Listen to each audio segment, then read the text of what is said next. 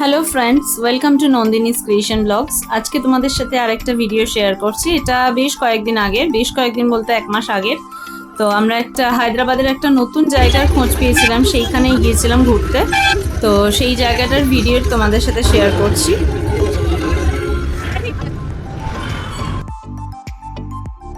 ওই দিন দুপুরবেলা 1টা-1:30 নাগাদ আমরা সবাই মিলে গাড়ি বুক করে গিয়েছিলাম জায়গাটা এয়ারপোর্টের দিকে। অ্যাকচুয়ালি জায়গাটার নাম হচ্ছে statue of equality in Hyderabad. তো সেটা সন্ধেবেলার দিকে গেলে সবচেয়ে বেশি ভালো লাগে, কারণ ওখানে একটা লাইটিংয়ের শো হয়, একটা পুজোর ব্যাপার থাকে, সন্ধ্যা আরতির ব্যাপার থাকে। তো সেগুলোর জন্য আর কি একটু বেলার দিকে বেরিয়ে সন্ধ্যাবেলার দিকে বিকেলবেলার দিকে গেলে সবচেয়ে বেশি ভালো হয়। তো আমরা দুপুর পৌঁছে গিয়েছিলাম, গিয়ে বাইরে ছবি টবি তুলে তারপর ভেতরে ঢুকেছিলাম। Hello guys, welcome to Nandini's creation blogs. আরেকটা নতুন ব্লগে তোমাদের সকলকে স্বাগত। আমি বুঝতেই পারছো এখন থেকে আমি কোথায় দাঁড়িয়ে আছি। এটা হলো একটা হায়দ্রাবাদের আরেকটা নতুন প্লেস, সেটা হচ্ছে স্ট্যাচু অফ ইকুয়ালিটি। তো চলো, আমরা এই জাস্ট পৌঁছলাম। চলো তোমাদেরকে ভেতরে সবটা শেয়ার করছি।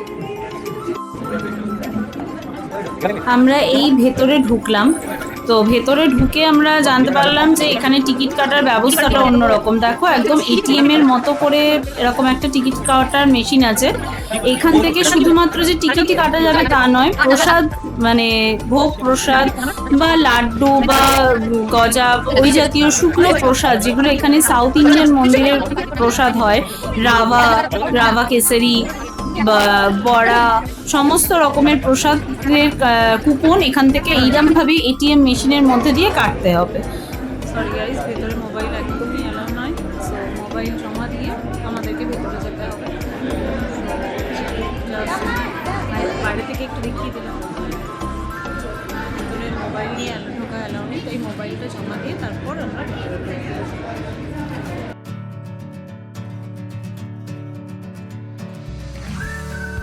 হ্যালো বন্ধুরা, তো এখানে বাইরে থেকে আমি জাস্ট ভিডিওটা করছি একটুখানি, কারণ মন্দিরের ভেতরে যেহেতু ফোন নিয়ে ঢোকা অ্যালাউ নেই, তাই জন্য বাইরে থেকে অল্প একটু ভিডিও, অল্প একটু ছবি তুলতে পারছি, তাই বলছি। 11শো শতাব্দীর সমাজ সংস্কারক এবং দার্শনিক শ্রী রামানুজাচার্যের স্মরণেই এই স্ট্যাচু অফ ইকুয়ালিটি বানানো হয়, এবং এই মূর্তিটির উচ্চতা হলো 216 ফুট। এই মূর্তিটি পঞ্চধাতু দিয়ে তৈরি। পঞ্চধাতু অর্থাৎ সোনা, রূপো, তামা, পিতল, দস্তা সবকিছু মিলিয়ে এই মূর্তিটি তৈরি হয়েছিল।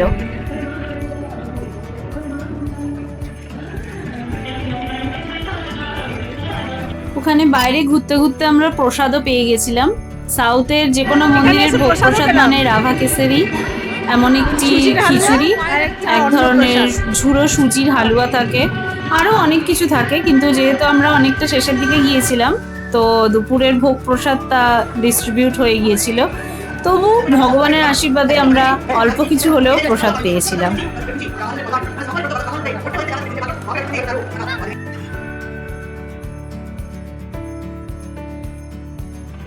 এই স্ট্যাচু অফ ইকুয়ালিটি হায়দ্রাবাদের শামশাবাদের কাছে মুচিনতালে অবস্থিত।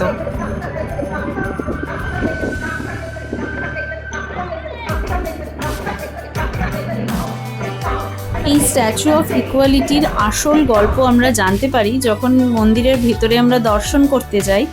তো 108টা মন্দির, 108টি নারায়ণের রূপ এখানে অবস্থিত মন্দির হিসেবে। তো ওই 108টা মন্দির দর্শন করার পর যখন আমরা মেন রামানুজাচার্যের মূর্তির সামনে গেলাম, তো সেখানে পুরোহিত আমাদেরকে, সমস্ত ভক্তদেরকেই সম্পূর্ণ গল্পটি বলতে তারপর আমরা সম্পূর্ণ বিষয়টা জানতে পারলাম। রামানুজাচার্য ছিলেন নারায়ণের বিশাল বড় ভক্ত। তিনি দেশের বিভিন্ন প্রান্তে ঘুরে নারায়ণের 108টা যে রূপ দর্শন করেছিলেন, এইখানের মন্দিরে সেই 108টা রূপই প্রতিষ্ঠিত করা রয়েছে। এইখানে 108টা রূপ প্রতিষ্ঠিত করার রামানুজনের অর্থ হলো যে মানুষ জাতি, ধর্ম, বর্ণ নির্বিশেষে মানুষের একটাই পরিচয় যে সে মানুষ। এখানে না কোনো আলাদা জাতি, না কোনো আলাদা ধর্মের মানুষ, এরকমভাবে আলাদার কোনো ব্যাপার নেই। মানুষ অর্থাৎ মানুষ। পৃথিবীতে ভগবান মনুষ্য জন্মে সৃষ্টি করেছে, এর থেকে বড় কিছু আর হয় না, হতে পারে না। সেই জন্যই তিনি বিভিন্ন জায়গা ঘুরে নারায়ণের 108টি মূর্তি এখানে প্রতিষ্ঠা করেছেন, এবং তিনি এটাই সবার কাছে, সমাজের প্রত্যেকের কাছে এটাই প্রতিষ্ঠা করতে চেয়েছেন, সবশেষে আমরা মানুষ, জাতি ধর্ম বর্ণ এগুলোর কোনো ব্যাপারই নেই, এগুলোর কোনো কথাই নয়। হ্যালো গাইস, আমরা এখন বেরিয়ে এসেছি মন্দিরের ভেতর থেকে। এখন বাজে সন্ধে 7টা। তো সন্ধে 7টার ভিডিওটাই আমি তোমাদেরকে দেখাচ্ছি। আমাদের ভেতরে একদমই ফোন অ্যালাউ নেই। সো অনেকক্ষণই লাগলো ঘুরতে, কিন্তু অসাধারণ অসাধারণ, জাস্ট ভাবা যায় না। এখানে আমরা নারায়ণের 108টা রূপ দেখলাম, এবং সেই বিষয়ে আরও অনেক কিছু জানলাম। পরে ভিডিওটা আমি যখন আরও একটু এডিট করব তখন আমি সমস্ত স্টোরিটা বলে দেব।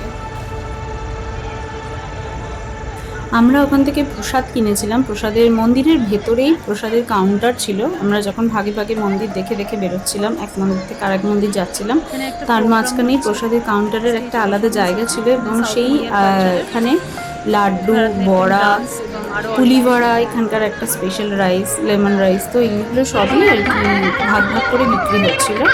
তো কোনোটার দাম ছিল 25 টাকা, কোনোটা 35, কোনোটা 30, কোনোটা 20, তো এমনভাবে বিক্রি হচ্ছিল। এবং আমরা 25 টাকা করে লাড্ডু কিনে এনেছিলাম বাড়িতে প্রসাদ হিসেবে।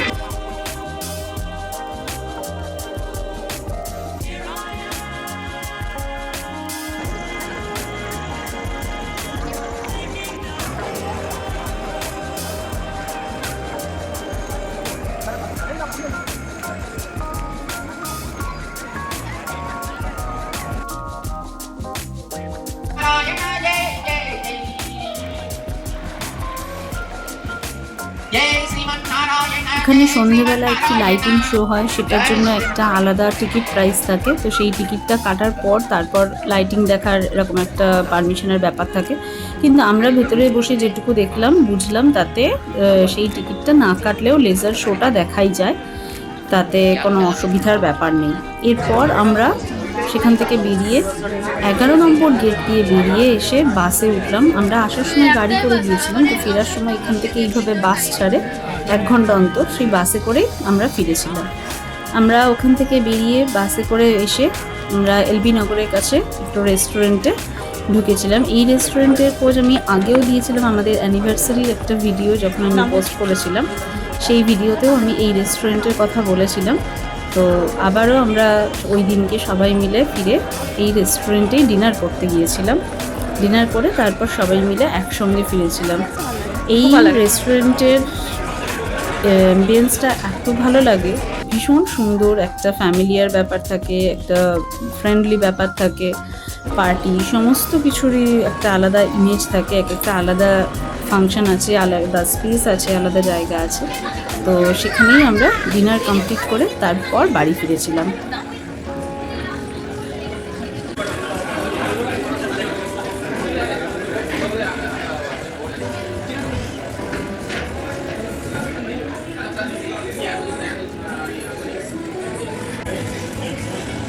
দেখে না দেখে না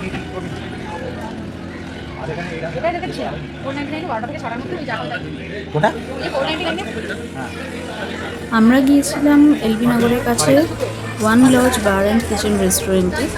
তো সেখানে বিভিন্ন সময় বিভিন্ন রকম অফার থাকে লাঞ্চের। দেখো আমি যে কার্ডটা দেখাচ্ছি এখন, এটাতে লাঞ্চ কম্বো অফার থাকে। বাট আমরা যেহেতু ডিনারে গিয়েছিলাম, তো জাস্ট আমরা অন্য কিছুই ট্রাই করেছিলাম, কোনো কম্বো অফারে আমরা যাইনি। আমরা ফার্স্টে কিছু বেভারেজ নিয়েছিলাম, তারপরে মেন কোর্সে আমরা নান আর চিকেনের 2টো আইটেম নিয়েছিলাম। এখানে নানটা জাস্ট অসাধারণ খেতে হয়, যার জন্য আমরা এখানে যখনই যাই তখনই আমরা নানটাই নিই। মানে একদম ভালো লাগে খেতে, এত সুন্দর হয়। অ্যাম্বিয়েন্সটা ভালো ছিল, সব ভালো ছিল। আমরা সারাদিন খুব মজা করেছি। রাত্রিবেলা সবাই মিলে এক জায়গায় বসে গল্প আড্ডা খাওয়া দাওয়া সব কিছু করে দিনটা এত ভালো কেটেছিল। মানে হায়দ্রাবাদে, আমি তো বলবো হায়দ্রাবাদে প্রচুর যেহেতু ভিজিটার আসে, ট্যুরিস্ট আসে, তো সবার জন্যই আমি বলবো যে এই জায়গাটা একটু অফবিট পড়ছে, একটু একটু ডিস্টেন্সে পড়ছে, কিন্তু অবশ্যই একবার এই জায়গাটায় ট্যুরিস্টদের অবশ্যই আসা উচিত। স্ট্যাচু অফ ইকুয়ালিটি হায়দ্রাবাদে অবশ্যই দেখা উচিত। মন্দিরটা অসাধারণ, ভেতরে নারায়ণের 108টা মূর্তির মধ্যে 106টা যে মূর্তি সেগুলোও অসাধারণ। সব মিলিয়ে আমাদের দিনটা খুব ভালো কেটেছিল, আমরা খুব মজা করেছিলাম। তো আজকের ভিডিও এখানেই শেষ করছি। আমার ভিডিও তোমাদের কেমন লাগলো সবাই জানিও।